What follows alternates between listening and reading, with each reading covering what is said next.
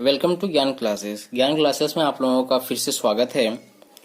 आज हम लोग क्लास 10 का एक्सरसाइज 1.4 देखेंगे, जहां पे हमको किसी भी भिन्न का बताना है कि ये दशमलव प्रसार शांत होगा या फिर अशांत, मतलब पूरा पूरा कटेगा या फिर कभी भी पूरा नहीं कटेगा। तो कैसे इसका सॉल्यूशन हम निकालेंगे या फिर कैसे हम बता पाएंगे कि ये जो भिन्न दिया हुआ है वह वास्तव में शांत है या इसका जो आवर्ती होगा वो शांत होगा या फिर अशांत होगा।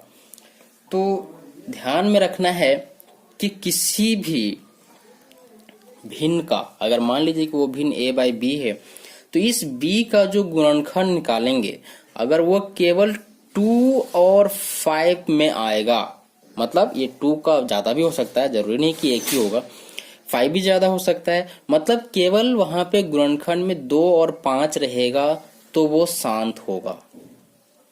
ठीक है। और अगर वो 2 और 5 के अलावे मान लीजिए कि एक ऐसा हर निकला जिसमें 2, 5 और उसके अलावे आ गया 3, तो ये क्या हो जाएगा, ये अशांत हो जाएगा।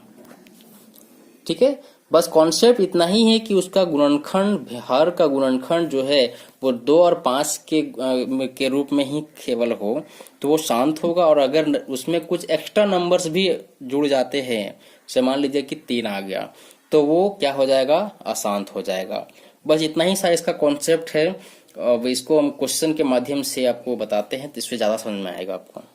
फॉर एग्जाम्पल हम एक क्वेश्चन ले रहे हैं आपके चैप्टर से कि 3125 बताइए कि ये शांत है कि अशांत है। तो क्या करेंगे कि इसका हम लोग फैक्टर करेंगे, तो इसको हम लोग लिख सकेंगे कि 13। अब इसका फैक्टर, इसका गुणनखंड क्या होगा, तो आप आराम से एलसीएम विधि से निकालिए। ठीक है। आप एलसीएम विधि से निकालोगे तो इसका फैक्टर आपको मिलेगा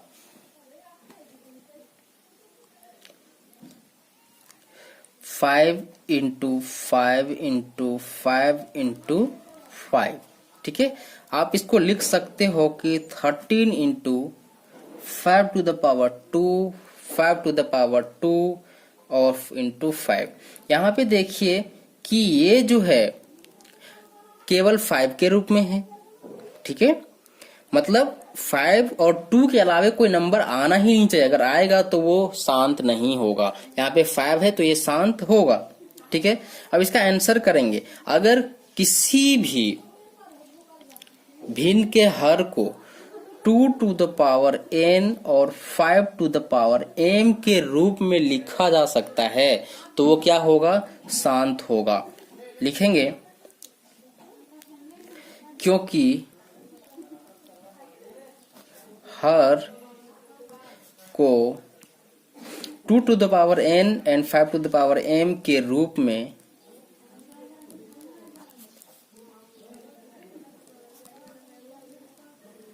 लिखा जा सकता है,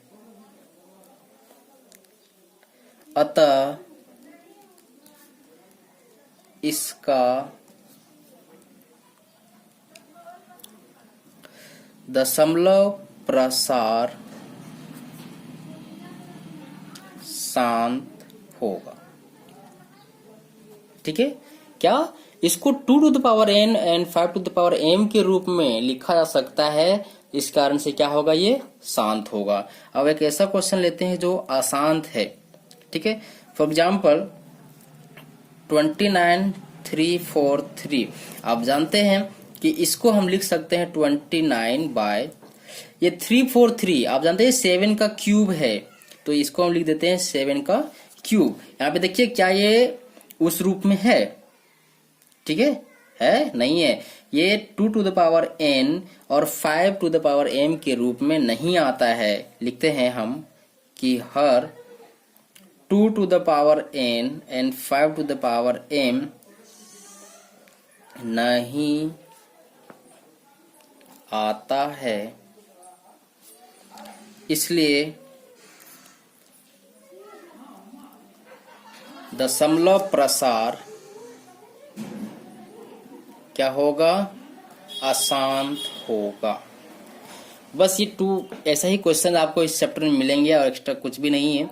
और ध्यान में ही रखना है कि अगर इसका गुणनखंड, हर का गुणनखंड जो है 2 और 5 के अलावे कुछ भी आया तो वो अशांत हो जाएगा, और 2 और 5 में ही रह जाता है, चाहे वो केवल 2 हो, केवल 5 या फिर 2 5 मिला के हो, तो वो शांत होगा। इस चैप्टर में बस यही पढ़ना है, आप इसके सारे क्वेश्चंस को सॉल्व कर लीजिए ताकि आप में भी ये जो कॉन्सेप्ट है वो अच्छे तरीके से बैठ जाए और किसी प्रकार से कोई दिक्कत ना हो। इस चैप्टर से एग्जाम में 1 नंबर का क्वेश्चन पूछता है यही कि बताइए कि ये जो भिन्न है वो इसका दशमलव प्रसार शांत है या फिर अशांत है। तो 1 नंबर का क्वेश्चन यहाँ से पूछा जा सकता है। और 1.3 में हमेशा ध्यान रखेंगे कि वहां से 3 नंबर का क्वेश्चन लगभग प्रत्येक वर्ष ही पूछा जाता है। इस कारण से आप उस वीडियो को भी अच्छे से देख लीजिएगा और फिर ये 1.4 को भी अच्छे से देख लीजिएगा। अब हम लोग इस पूरे एक्सरसाइज 1 को खत्म कर चुके हैं। अब हम लोग बढ़ेंगे 2.1 में, जहां पे हम लोग शून्यक के बारे में देखेंगे कि किस प्रकार से शून्यक ज्ञात किया जाता है। आप इस पूरे एक्सरसाइज 1 को रिवाइज कर लीजिए। हम दोबारा 2.1 की वीडियो के साथ आपके सामने उपस्थित होंगे। तब तक के लिए नमस्कार।